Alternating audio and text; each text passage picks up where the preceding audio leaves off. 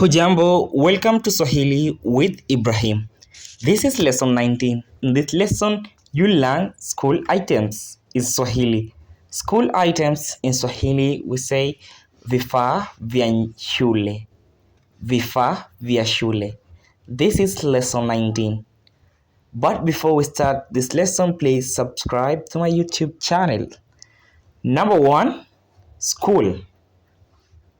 In Swahili translation, shule. Number 2, book.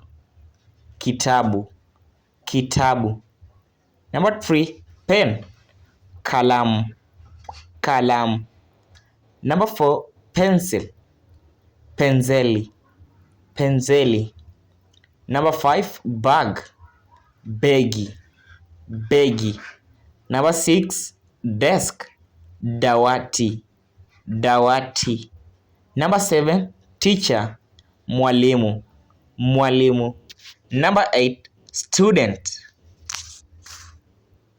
Mwanafunzi. Mwanafunzi. Number 9, board.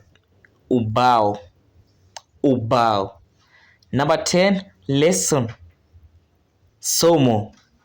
Somo. Don't forget to subscribe to my YouTube channel. For more option, you can contact this number +254 769 001669. Subscribe to my YouTube channel.